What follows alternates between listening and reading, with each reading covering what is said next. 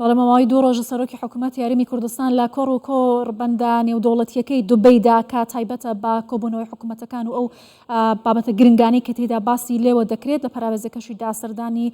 چەند شوێنێکی کردووە و هەروەها لەگەڵ چەند بەرپرسێکی وڵاتانیش کۆبۆتەوە. هەرێمی کوردستان لەم قۆناغەدا وەکو دەوڵەت مامەڵەی لەگەڵ دەکرێت. ئەم سەردانە تا چەندە گرنگە هەم لەگەڵ و گۆڕانکاریە گرنگانی کە لە جیهاندا ڕوو دەدەن هەم لە ڕووی پێگەی هەرێمی کوردستان و مامەڵەکردنیشی دواتر لەگەڵ بەغدا. من زیاتر قسە دەکەم لەگەڵ بەڕێز کارۆ خۆشنا و شارەزای سیاسەتی نێودەوڵەتی زۆر بەخێر بێ دەمێکە لەگەڵمانی سپاس دەکەم. ئەمەوێ لە بەڕێزت بپرسم سەبارەت بە سیاسەتەکانی هەرێمی کوردستان. پارا دیبلۆماسیەت چەمکێکی نوێیە لە دەستەواژەی سیاسیدا بەو هەرێمانە دەگوترێت لە سیاسەتی دەرەوەدا مامەڵە وەکو دەوڵەت مامەڵەیان لەگەڵدا دەکرێت. هەرێمی کوردستانم چەمکە دەیگرێتەوە توانیوەتی لەم چەمکەدا سەرکەوتوو بێت. بەڵێ پێم وایە کە هەرێمی کوردستان ژمارەیەکی خوێنراوەیە ئەگەرچی ئەکتەرێکی نادەوڵەتیە بەڵام وەکو خۆت ئاماژەت پێکرد هاوشێوەی ئەکتەر دەوڵەتیەکان مامەڵەی لەگەڵ دەکرێت و بانگێش دەکرێت بۆ کۆڕ و کۆبوونەوە ناوچەیی و نێودەوڵەتیەکان. بنمونە ماوەیەک پێش ئێستا جنابی سەرۆکی حکوومەت لە کۆڕبەندی داڤۆس بانگێش کرا و بەهۆی بوونی پێگەی هەرێمی کوردستان و کاریگەری هەرێمی کوردستان لە بواری دابینکردنی ئاسایشی ڕۆژهەڵاتی ناوەڕاست و لە بوونی پێگەیەکی بەهێزی هەرێمی کوردستان لەسەر نەخشەی وزە بۆیە هەرێمی کوردستان هەمیشە بانگێش دەکرێت و ڕۆڵی ئەکتەرێکی دەوڵەتی دەبینێ ئەگەرچی خۆی ئەکتەرێکی نادەوڵەتیە. چونکە ژمارەیەکی خوێنراوەیە لە هاوچێشە ناوچەیەکان لەم ناوچەیە ڕۆڵی گرنگیە. هەرێمی کوردستان دەبینین لە دژایەتیکردنی تیرۆرە ڕۆڵی هەبووە، لە دابینکردنی وزەیە ڕۆڵی هەیە و حتا لە بواری مرۆییشە لە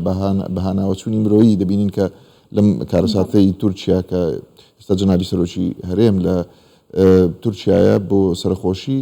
ڕۆڵی هەیە و بەڕاستی هەماهەنگی هەیە. هەرێمی کوردستان لەسەر ئاستی سیاسی لەسەر ئاستی ئەمنی و سەربازی لەسەر ئاستی ئابووری و هەروەها لەسەر ئاستی مرۆییش ینی مامەڵەیەکی تەواو دەکات لەگەڵ ئەم ناوچەیە و بە شێوەیەکی بەرچاو کاریگەری هەیە و هەژبوونی هەیە بۆ ئەوەی کە بتوانێت لەگەڵ ئەم وڵاتانە هەماهەنگی بکات چونکە پەیوەندی نێودەوڵەتیەکان لەسەر بنەمای هەماهەنگی و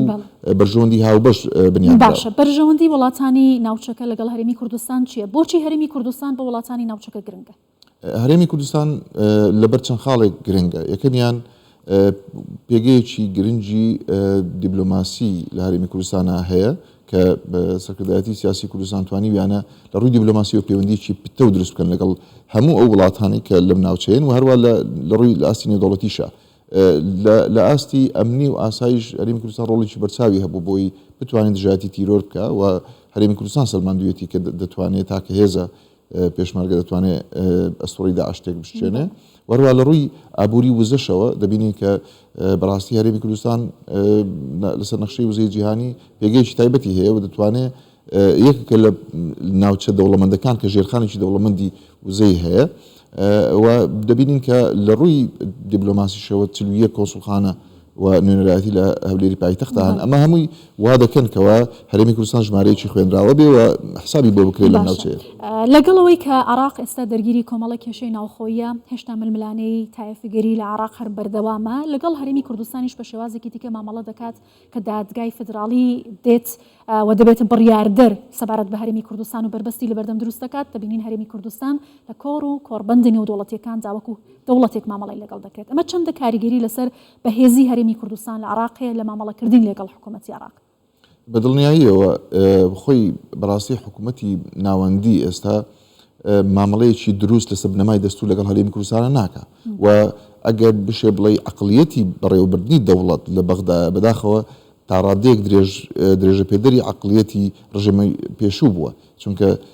لە دەستور جێبەجێ ناکەن ئەو کۆمەڵێک حکوومەت دێن یەک لە دوای یەک دەرفەتیشیان دەدرێت سەرکردایەتی سیاسی کوردستان لەگەڵیان دادنیشێ و هاوپەیمانیان لەگەڵ دەکا.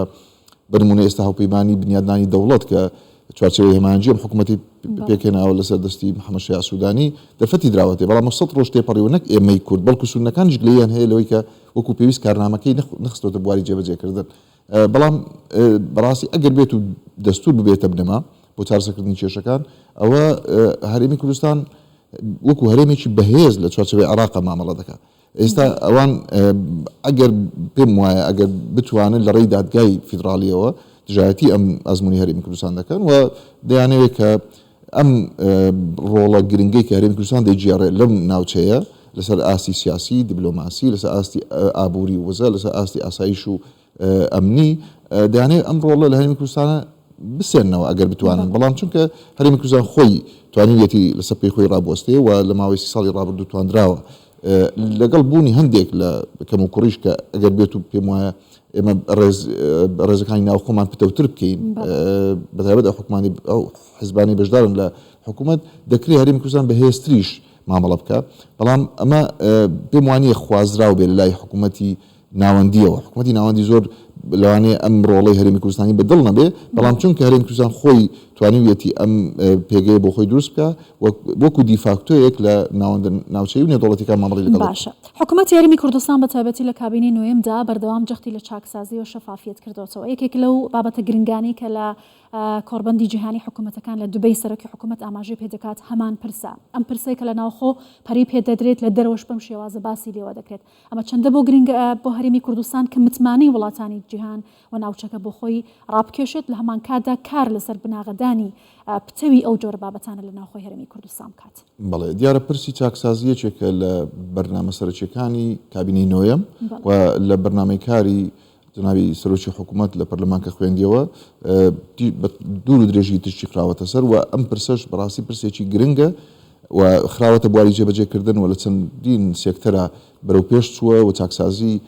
بە شێوەیەکی بەرچاو ئەنجام درراوە بەڵام ئەمە پرۆسێسە ئەمە پرۆسەیە پێویستی بە کاتی زیاترەوە پێویستی بەوەیە کە زیاتر بەرەو پێش بچێت ئێمە تا چەند بتوانین چاکسازی لە دامدەستگاکانمان بکەین ئەوەندە باشتر دامدەستگاکانمان بەهێز دەبن و دەتوانین لە ڕووی بڵین نێودەوڵەتیەوە بە ڕووی هەرێمی کوردستان گەشتر دەبێت جوانتر دەبێت بەهێزتر دەبێت ئەگەر بێت و چاکسازی لە دامدەستگاکان زیاتر بکرێت و پێم وایە ئێستا ینی بەرنامەی کابینەیەوەم و ڤژن و ڕۆیا و دیدگای جنابی سەرۆکی حکوومەت ئەوەیە کە بتوانێت دامدەستگاکان بەهێز بن و بتوانن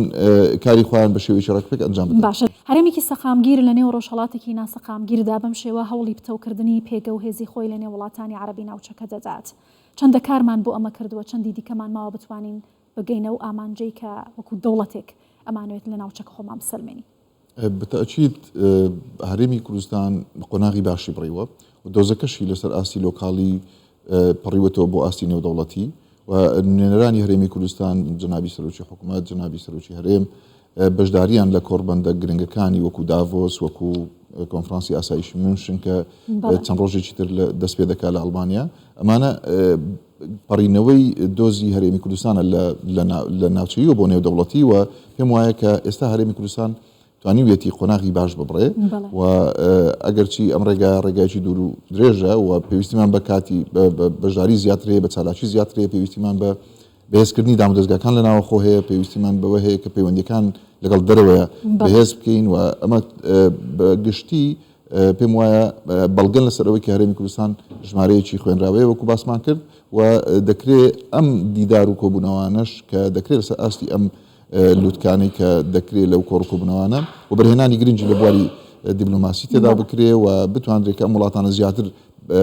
بڵین بانگێش بکرێن بەوە بەرهێنا لە هەرێمی کوردستان و بەرچاوڕوونی زیاتریان بداترێت کە هەرێمی کوردستان جیاواز لە پارچەکانی تری عێراق پێگەیەکی سەقامگیر و پێشکەوتووی. بەڕێز کار و خۆشناو و شارەزای سیاسەتی نێودەوڵەتی زۆر سپاس کە میوانی کوردستان 24 بووی لەگەڵمان بووی زۆر سپاس.